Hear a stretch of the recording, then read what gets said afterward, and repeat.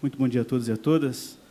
Muito grato pela honrosa oportunidade de estar com vocês aqui, discutir um pouco sobre essa importante matéria e falar um pouco da nossa experiência também em relação ao ciclo que fizemos pelo Estado, apresentando as prefeituras de algumas cidades que podemos estar, os principais impactos dessa importante matéria também. Saudar aqui Alberto, um grande privilégio ouvir o senhor, certamente o maior nome nacionalmente hoje nessa discussão, tem acompanhado esse debate com grandes autoridades na matéria, a Pi, Raul, ou seja, tem acompanhado muito de perto.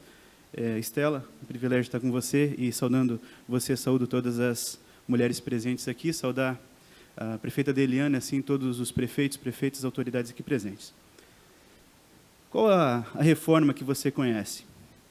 À ementa dessa oportunidade, quero tratar alguns pontos, vou passar rapidamente, mas destacar primeiro a Constituição de 88. Ela não foi feliz no financiamento do Estado.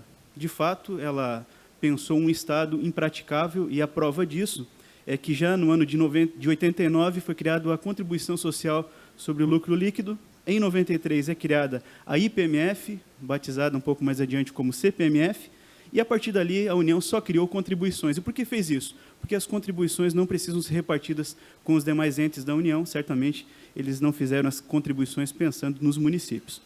As discussões que nós fizemos a partir dessa premissa, através do CONFAS, nós identificamos que havia um momento potencial de reformas e que esse momento se startaria agora nesse novo governo. Então, nós começamos esse debate algum tempo atrás, a fim de entender quais seriam os principais impactos. Fizemos alguns encontros em várias regiões do Estado, especialmente na Marcha dos Prefeitos desse ano, eu tive a oportunidade de participar e destaco uma fala do Dr. Eudes Cipel. Ele diz: fazer uma reforma que só cuide do sistema de tributação é pouco. Precisamos saber como os tributos serão distribuídos. E a distribuição, como o Dr. Alberto acabou de comentar, é um grande problema também, e nós vamos falar um pouquinho sobre isso nessa oportunidade.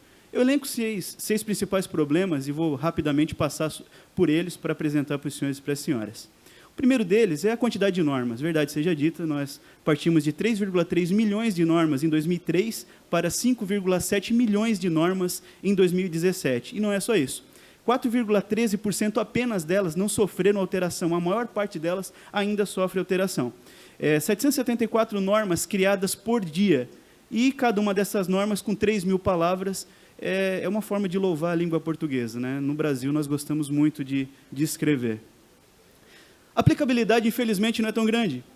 Nós somos 64º no mundo em aplicação dessas normas. Elas são volumosas, uma quantidade absurda, e nós não somos felizes na aplicação, ocupamos essa precária localização ou precária posição a nível nacional. A segurança jurídica também não fortalece a questão jurídica do país. Somos empatados com a Argentina, talvez uma das piores notas aqui na América Latina, perdendo, inclusive, para países que certamente não são grande referência em muitas outras áreas, né?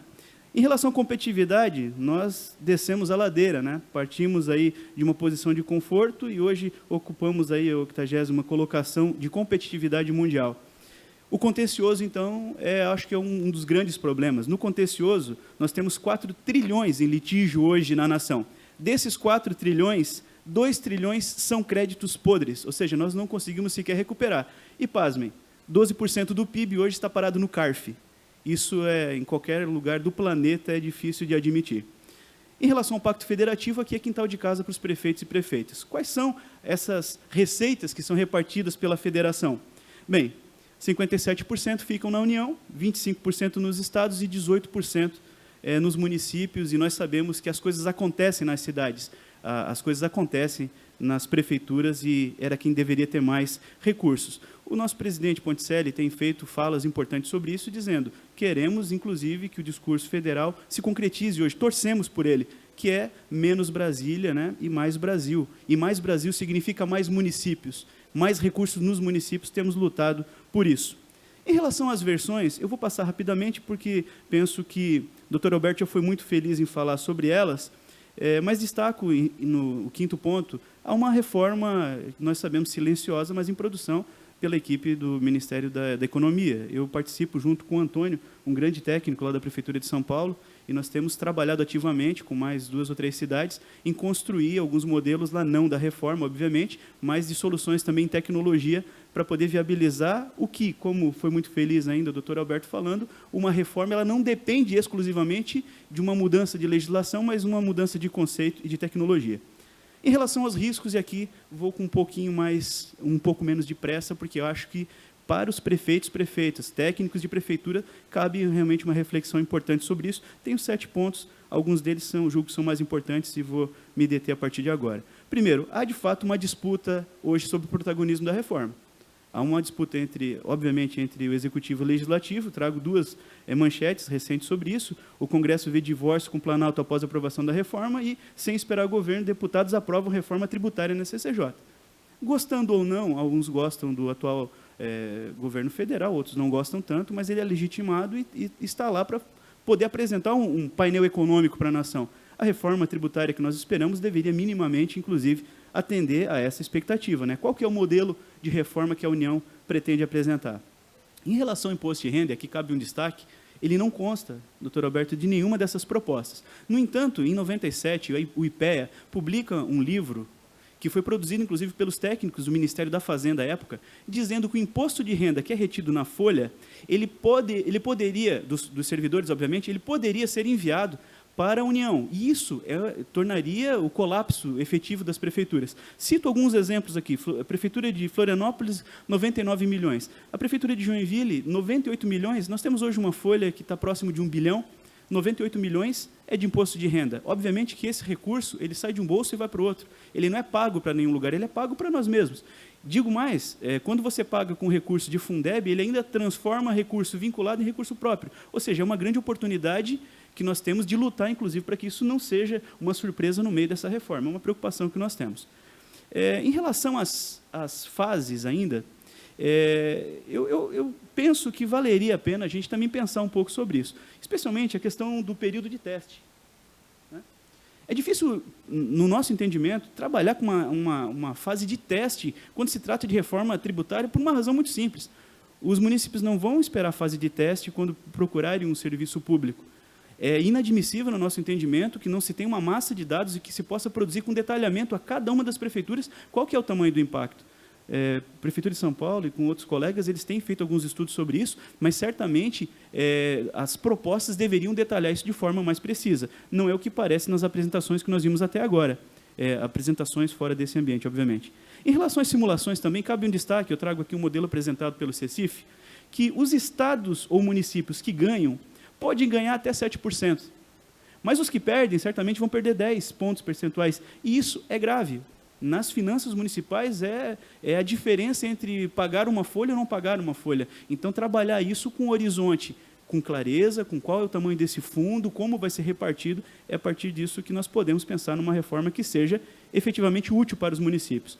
Em relação à distribuição, eu destaco como é feito hoje o FPM, porque volta e meia a discussão a gente pode usar o FPM como modelo de distribuição. Ele não é o melhor modelo, certamente. Ele é uma legislação da década de 60, que não passou por atualização e que tem a infeliz condição de mandar para as capitais um pouco mais de recurso, independente de considerar se essa capital tem a dimensão necessária. Obviamente, quando a gente está trabalhando em São Paulo, Rio de Janeiro, essas megacapitais, é óbvio que sim, mas há pelo menos 4 casos no país, um deles é o de Joinville, em que uma cidade do interior é maior que a capital. Então, ele como método, ele não é o mais feliz. Bem, você pode dizer, Flávio, você está trazendo brasa para o teu peixe. Não é bem assim. Se eu considerar o FPM hoje de Joinville, Blumenau e Itajaí, todos nós ganhamos o mesmo valor. Eu posso dizer o seguinte, eu tenho o dobro da população de Blumenau, deveria ganhar mais. Esquece Joinville, vamos pensar Blumenau e Itajaí. Blumenau tem o dobro da população de Itajaí. Então, assim, há, de fato, uma discrepância em relação a esse modelo, ele precisa passar por uma revisão em breve. Ainda em relação à distribuição, a prova de que o FPM não foi feliz em distribuir qualidade de vida, renda para a população e serviço para a população, é esse material apresentado pelo PNUD, né? Programa das Nações Unidas para o Desenvolvimento. Todas as cidades que estão abaixo dessa linha branca, eles estão abaixo do índice considerável adequado para o IDH, ou seja, está abaixo de 0,7. O FPM não distribuiu renda de forma adequada, ele ainda é precário. E depois eu vou mostrar, porque ainda, infelizmente, há uma expectativa de alguns municípios que podem ganhar com isso, porque a distribuição pode vir a ser pela FPM. Não, está pacificado. Estados e municípios produtores perderam muito. É o caso de Santa Catarina. Produção versus destino, esse aqui é um caso perdido. Nós vamos perder, eu julgo que não tem muito o que fazer. Mas eu trago um exemplo de uma cidade aqui, uma cidade de Antônio Carlos. Tem alguém de Antônio Carlos aqui nessa plenária hoje? Não?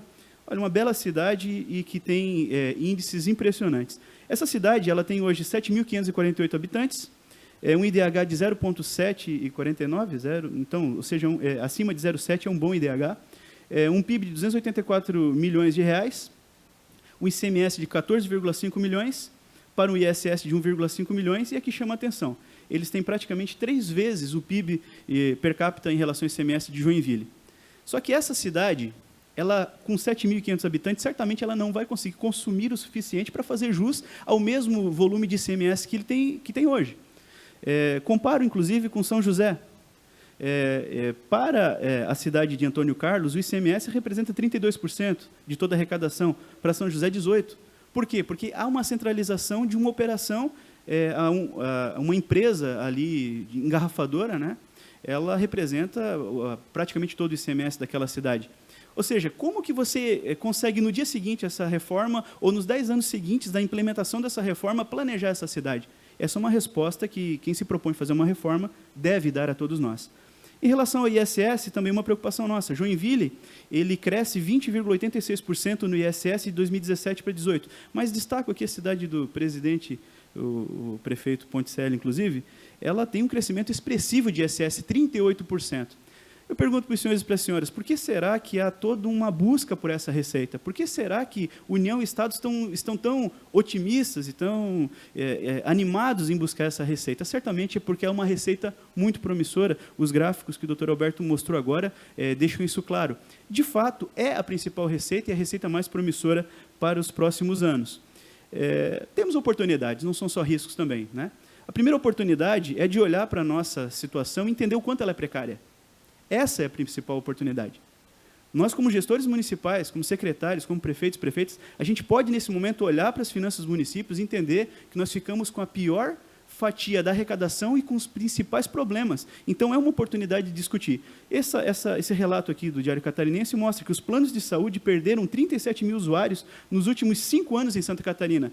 Então, quando eles perderam esses usuários, quer dizer que o senhor e a senhora ganhou.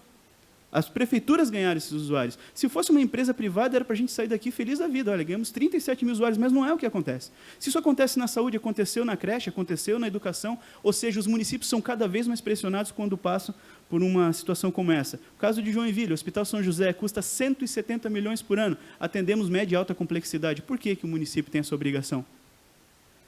Por outra frente, a revista Exame publica recentemente que a reforma tributária pode gerar 300 mil empregos por ano, diz Firjan. 300 mil empregos a gente pode comemorar, mas se esse trabalho for bem feito, deveria ser maior esse número. A gente pode olhar para o número, olha, pode parecer expressivo 300 mil, mas nós temos 14 milhões de desempregados. É pouco, pode ser mais. E tem que ser mais se começar pelos municípios, é ali que as pessoas são atendidas. Ainda em relação às oportunidades, pergunto para os senhores e para a senhora, só pelos símbolos, o que essa empresa fez no mercado de televisão ou de serviços à la carte, né? O que essa empresa, o YouTube, fez com as videolocadoras? Eu não tenho nenhuma mais na nossa cidade. O que essa empresa fez com revelação de fotografias? Quem revela fotografia hoje? O que essa empresa fez com o serviço de táxi? Na minha cidade, diz a lenda que um ponto custava 200 mil reais. Hoje não custa nada, não serve para nada um ponto dessa lá na nossa cidade. O que essa empresa fez com o serviço de distribuição? O que essa empresa fez com a telefonia? Ela sepultou a telefonia. As empresas telefônicas elas vieram à bancarrota a partir disso. Serviço de banco de dados, serviço de consulta, de busca. Quem ainda tem uma enciclopédia, acho que era Barça o nome, né? Ninguém tem mais isso em casa. Por quê? Porque as pessoas fazem pesquisas. Se a gente mostrar para o nosso filho hoje, eles vão rir de nós. Não cabe mais nesse nosso tempo. Vou para as conclusões, senhores. Primeiro, nós temos que cuidar com as medidas assodadas e clientelistas. Reforma tributária, ela não pode ser tratada de forma precária, não pode ser tratada de forma amadora, ela é um tema central, chave. A reforma da Previdência é muito importante para a nação, mas ela resolve o problema da União. A reforma tributária, ela pode resolver o seu problema ou criar um problema insolúvel no seu município. Então, ela não pode ser clientelista, não pode ser assodada, tem que ser discutida. Quando o doutor Alberto comenta, inclusive, agora sobre o comitê gestor, não sei se vocês sabem disso, mas recentemente veio uma proposta muito generosa por parte dos estados. Eles querem fazer um comitê gestor, se eu não estiver equivocado, pode me corrigir, com 28 membros ou 27 membros dos estados e 15 dos municípios. Olha, é de merecer aplauso uma proposta dessa. Por que não paridade? Por quê? Porque se eles tiverem 2/3 das votações, o que vai acontecer com nossos recursos? Segundo ponto, reforma tributária é mais pacto federativo. Quando um filho decide sair de casa, ele tem que saber quais são as responsabilidades dele. Nós não queremos fugir de casa, nós só queremos ter o direito àquilo que é nosso. A receita que é nossa continuará sendo nossa. Se o ISS é nosso e se ele pode ser simplificado, que seja simplificado no quintal de casa. Quando eu pergunto para o prefeito e para a prefeita, quando você chega para o teu secretário e pergunta quanto você tem de ISS, ele pega um relatório, abre o quintal de casa e vê quanto tem. Ele sabe quem deve, ele sabe como buscar. Agora eu pergunto para vocês, como que a gente vai descobrir isso numa formatação onde a fiscalização está precarizada? Como que você vai pesquisar, como você vai fiscalizar uma outra cidade? Nós não temos estruturas para isso. Eu tenho hoje no meu município 41 fiscais, auditores fiscais remunerados de forma adequada, mas eu sei que alguns municípios não conseguem ter esse auditor. Como que você vai pesquisar, ou como você vai fiscalizar em outra cidade? O Pacto Federativo também é um ponto importante nesse tema. Clareza no modelo de repartição, tudo bem. Se não tiver o que fazer, se a gente não conseguir ter a nossa pauta, como que vai ser repartido isso? Qual vai ser a generosidade em relação aos municípios? Os municípios vão receber o que é deles? Porque, veja, insisto, mostrei alguns indicadores, você pode pesquisar, pode consultar na sua prefeitura, quanto cresce o seu ISS. Eu faço uma pergunta em todos os lugares por onde tenho passado. Por que eles não lutam pelo IPTU? Porque eles não lutam pelo ITBI?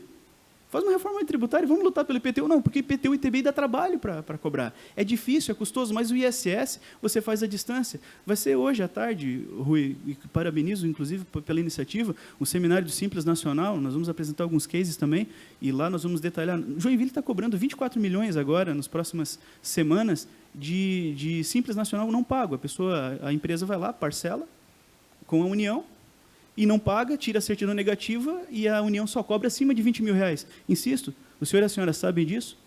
Se você tem uma empresa Simples Nacional e você não tiver conveniado e, portanto, não podendo fazer essa cobrança, dívidas abaixo de 20 mil reais eles não cobram, ficam lá no limbo. Então, é uma oportunidade para nós também, clareza no modelo de repartição.